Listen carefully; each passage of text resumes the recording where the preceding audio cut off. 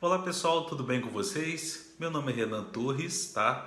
Eu sou cientista social, pesquisador na temática indígena e professor de sociologia e estou aqui para fazer um convite para vocês, na verdade dois. No dia 29 de abril, quarta-feira, das 7h30 até as 8h30, eu juntamente com meu amigo e também historiador indígena da etnia Xocó, que é o Ivanilson, nós vamos estar participando de uma atividade proposta pelo Instituto Federal de Bom Jesus, né, e o Núcleo de Estudos Afro-Brasileiros e Indígenas do Campus Bom Jesus, e também em parceria com o Cineclube Debates, nós vamos estar participando de um evento, né, para poder assistir um documentário e discutir um pouquinho sobre a temática indígena, né? Este mês de abril, como nós sabemos, é o mês do índio, então nós vamos nessa atividade estar discutindo um pouquinho, trazendo algumas perspectivas sobre o processo de genocídio histórico, sobre como esses indígenas são representados na história e com a intenção, né, de trazer o conhecimento, a preservação e a valorização com relação a essa temática e as causas, né, indígenas. E também após essa atividade, você também é o nosso convidado para poder participar às 21 horas na página do Instagram do Cineclube Debates, em que a gente vai dar continuidade a essa discussão e contamos com a participação de vocês, tá bom? Grande abraço. Oi gente, tudo bem? Meu nome é Ivanilson Xocó, sou historiador e pesquisador temático indígena, a qual faço parte.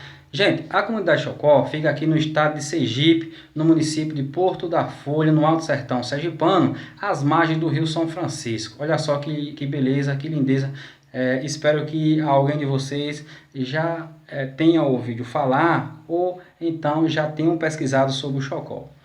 Pensando nesse abril indígena que vou participar juntamente com vocês e com meu amigo Renan, tem uma frase bem interessante de um pesquisador e historiador chamado Ailton Krenak, que vai resumir justamente o que vamos debater nesse encontro que vai acontecer no dia 29 do Abril Indígena, organizado pelo Cineclube Debates, que é "Estamos em guerra". Essa é a frase que o Ailton Krenak traz em um de seus artigos. Então achei interessante falar isso para vocês, porque estamos com a proposta nesse Abril Indígena para falar sobre representatividade indígena, protagonismo e genocídio indígena ao longo da história. Então, sabemos que ao longo desse percurso histórico, os povos indígenas a todo tempo foram dizimados, massacrados, né? Percebemos até hoje, porque muitos desses povos ainda são invadidos, né? Invadidos por madeireiros, grileiros, fazendeiros. Então, espero que vocês curtam a nossa semana do Abril Indígena, espero que vocês participem, façam pergunta, até o nosso encontro. Tudo bem? Tchau, pessoal, até o nosso encontro que vai acontecer agora no dia 29.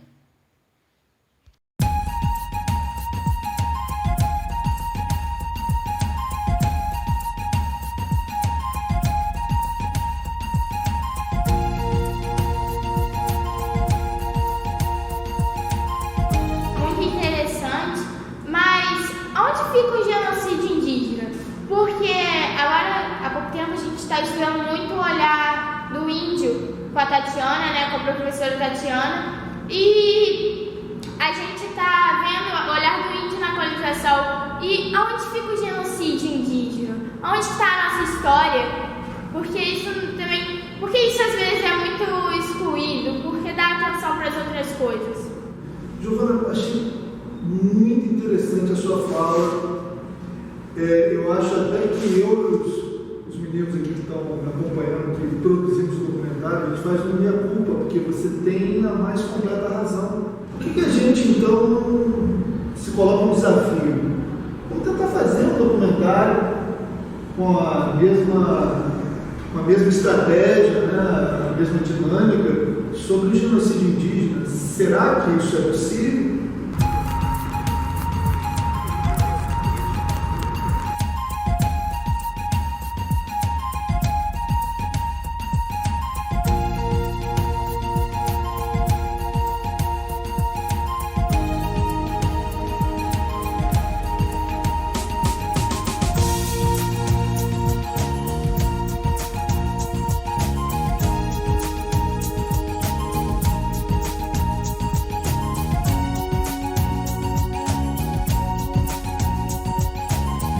A personagem de Araribó era a nossa referência para se chegar a uma tragédia humana. na verdade uma revolta, né? A Confederação dos Tamoios. Num passado remoto, essa revolta havia sido o ponto de partida de um genocídio indígena.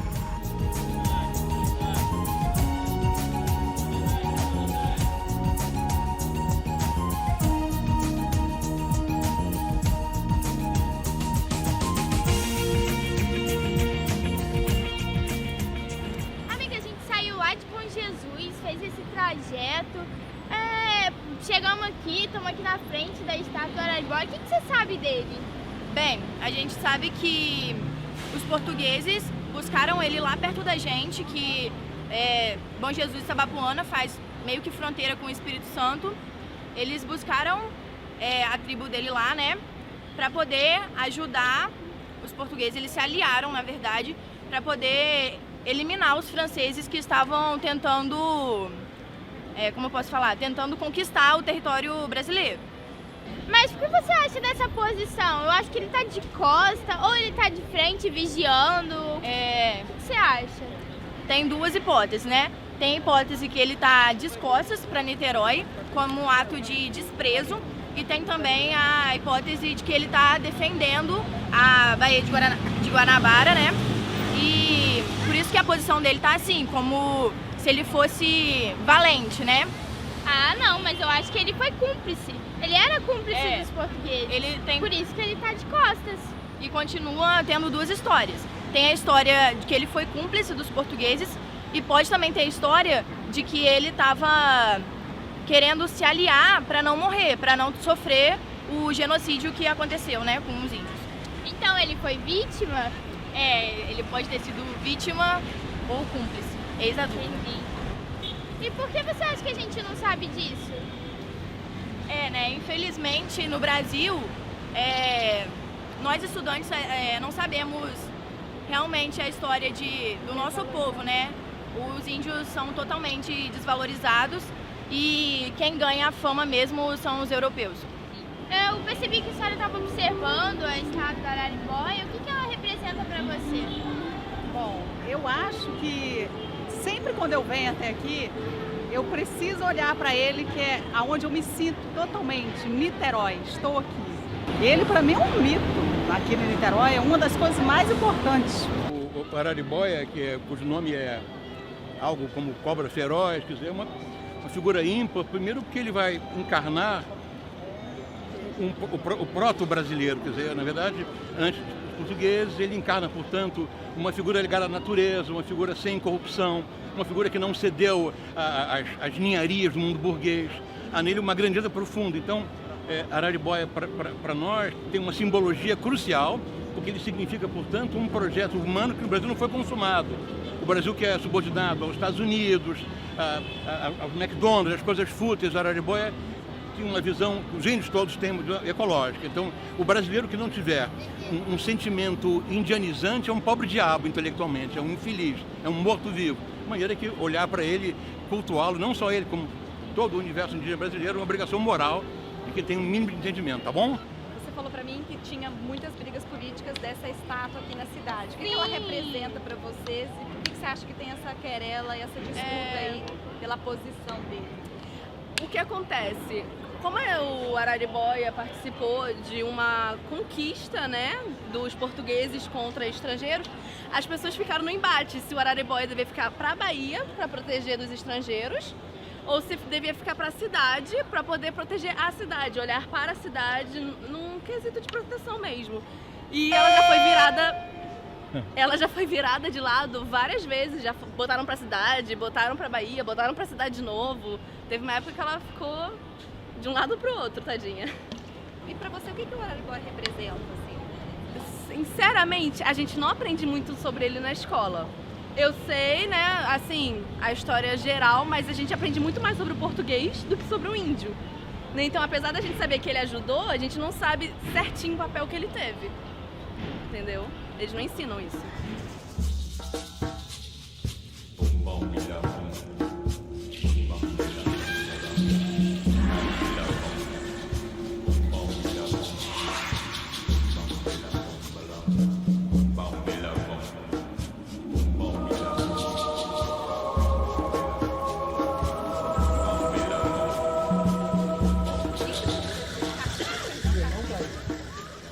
1568 chega o Araribóia aqui no alto desse morro, aí ele é a tribo.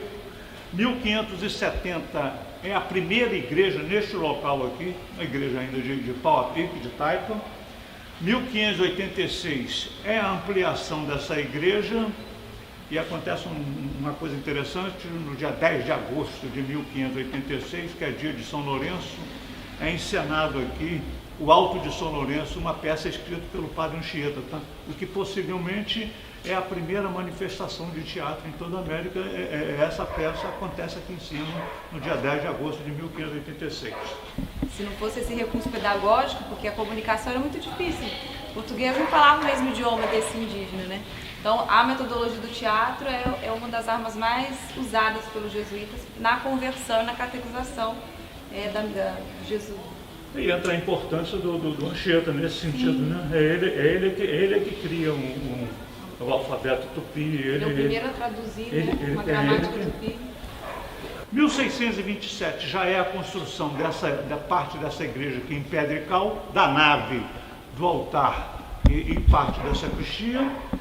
1729 é a ampliação e 1769 é a construção da torre sineira, e aí nunca mais se mexeu na forma da igreja.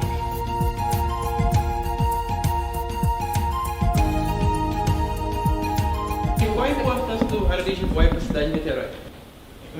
Ele é considerado o fundador da cidade, né? A tribo dos Temiminóis ocupava a chamada aldeia de Jeribiracica, na ilha de Paranapuã, que é hoje a ilha do governador. Eles são expulsos pelos tupinambás, vão embora para o Espírito Santo.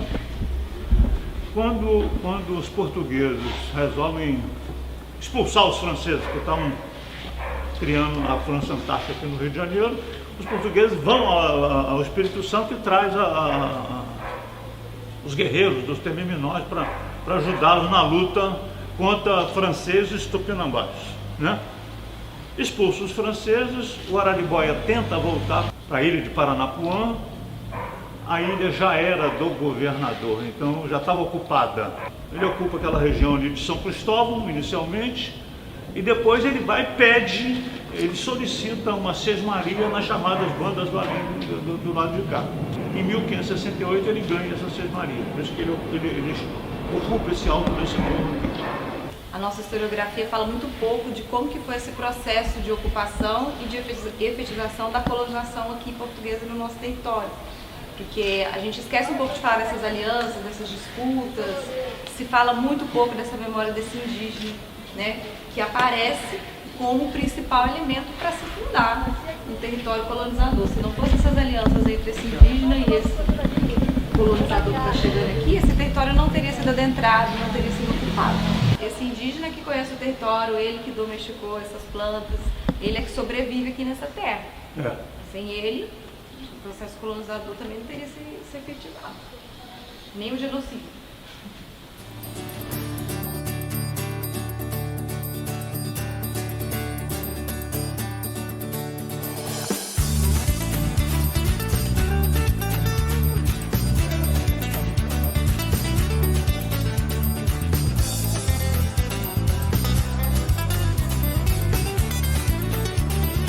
Pensa assim, quem que construiu tudo isso?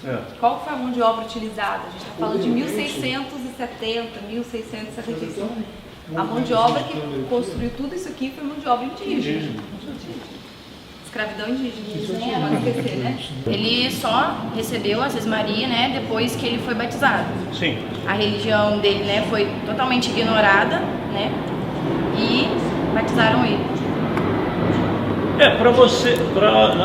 Na verdade, existe até um certo folclore em relação a essa história de Niterói ter sido fundado por um índio. Claro que ele não deixou de ser índio, mas para ele ganhar a sesmaria, ele já tem que ser batizado, ele já tem que ser um cristão, ele passa a ser funcionário da coroa, tá?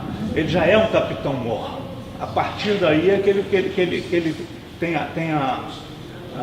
ganha a concessão da sesmaria. Só que o que entra também em discussão, que a terra já era dos índios, né? Ele ganhou uma coisa que já era dele, né? É estranho. E essa história também não aparece, né? Ele ganha um título, ele tem que ser outra pessoa, ele ganhou outra identidade para ele ficar com a posse da terra.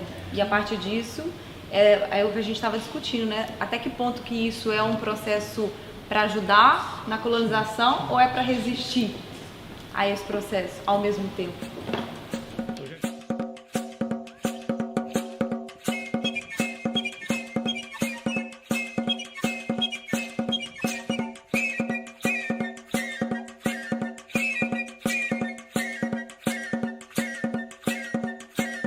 Sou Pataxó, sou Xavante, Cariri, Yanomami, sou Tupi, Guarani, sou Carajá. Sou Pancararu, Carijó, Tupinagé, Potiguar, sou Caeté, Puniô, Tupinambá. Sou Pancararu, Carijó, Tupinagé. Os mesmos guaranis que estiveram em Camboinhas ocupam hoje uma área em Maricá, cedida pela prefeitura. A nossa equipe esteve lá e conversou com o cacique Darcy, também conhecido como Tupã. Ele conversou com o pessoal por cerca de uma meia hora e depois se despediu, porque ele tinha um compromisso: realizar um ritual em homenagem aos seus ancestrais no bairro de Camboinhas. Sou Tupã, sou da etnia Guarani, sou da aldeia da Mata Verde Bonita atualmente. Antes do grupo chamado Umbutu, que veio do Camboinhas, né? No qual tiveram por 8 anos lutando pela sua terra sagrada, um cemitério que tem 8.000 anos. Depois de 8 anos, a única solução que houve é de não fazer aldeia, mas sim tombar ela como terra sagrada. E nós aceitar a proposta do prefeito, né, daqui de Maricá, na época do Quaquá, cedendo a terra para nós morar aqui. E aqui estamos desenvolvendo não só a construção das nossas ocas, os plantios, os rituais, tudo aquilo que é da cultura aqui, se deu oportunidade também de novo, né? A aldeia é grande, tem 93 hectares, são 27 famílias por enquanto, com um total de 82 índios. É um grupo que veio de Paraty em busca da terra sem malha. Acredito que a natureza, tudo aquilo que a natureza, que o índio precisava, tinha aqui. E por de sentir tanta saudade da mata, da natureza, das árvores, se adaptamos no primeiro dia que a gente ocupou, a gente se adaptamos. Se comunicamos com o espírito das florestas, e aí se acasalamos com o nosso espírito e deu tudo perfeito. A terra sem malha é onde você possa... Acredito que aqui é uma delas, a terra sem malha.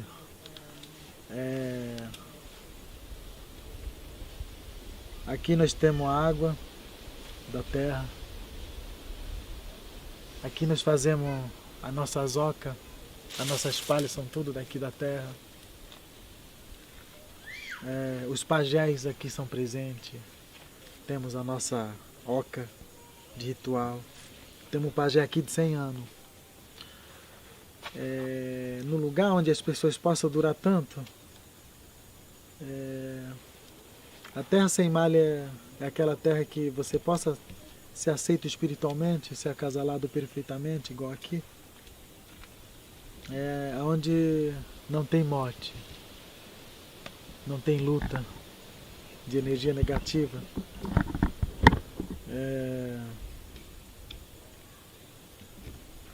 Acredito muito nessa terra sem malha, da aldeia da Mata Verde Bonita, porque encontraram aqui cerâmica de 3.000 anos. E quando estudei isso, quando eu me aprofundei na cerâmica, era um solo, aqui era um solo de passagem.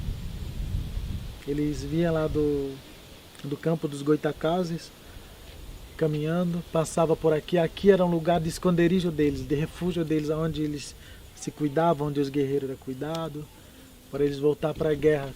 Eles iam por aqui, saiam lá no Itaipu, onde eles morriam muito. E aí tem muitas terras sem malha que hoje estão na mão dos políticos, né? Estão na mão dos políticos, as terras sem malhas, porque eles deixaram construir os prédios, deixaram construir tudo. Em Niterói identificamos 2 terras sem malha. E hoje, se o índio brigar pelas essas duas terras sem malha, ela não tem direito, sabendo que é do índio, né? Tem cemitério indígena nela. As duas estão em Camboinhas? Uma em Camboinha e uma perto de Pendotiba.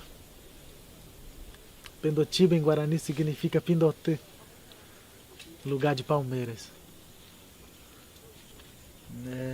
Eu queria que todas as culturas sentissem essa terra sem malha, essa energia da terra sem malha, mas nem todos podem, nem todos podem.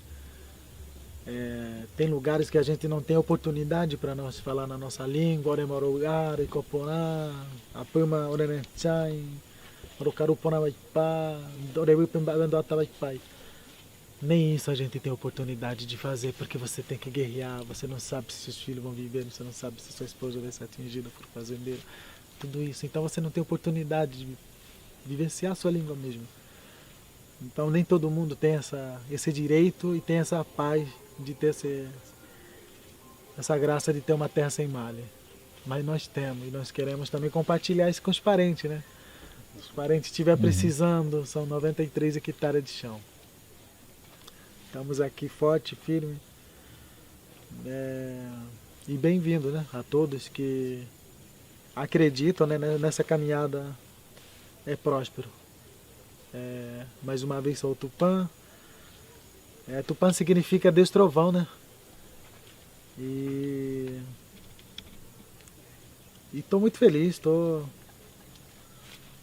recebendo vários irmãos, estou recebendo vários amigos. Acredito que somos todos irmãos, temos essa mistura lá atrás e hoje estamos se encontrando todos. Todo mundo é família. Bem-vindos. Eu estava aqui relembrando algumas falas do cacique. Ele tinha dito alguma coisa sobre terra sem malha. O que será, né, que é essa terra sem malha? Eu também prestei atenção no que ele estava falando. Será que isso é uma coisa boa? Será que é um lugar bom? Será que existe essa terra sem malha? É verdade. A minha terra sem malha é uma terra pura, simples, livre, que nos conectamos com a beleza da vida. A minha terra sem malha é pura, onde a minha esperança eu vou encontrar. A minha terra sem malha é um lugar simples e divertido que eu possa viver. É viver em conexão com a natureza. A minha terra sem malhas é um lugar sem desigualdade, onde as pessoas se tratem bem entre si e entre a natureza. A minha terra sem malha é um caminho sem fim.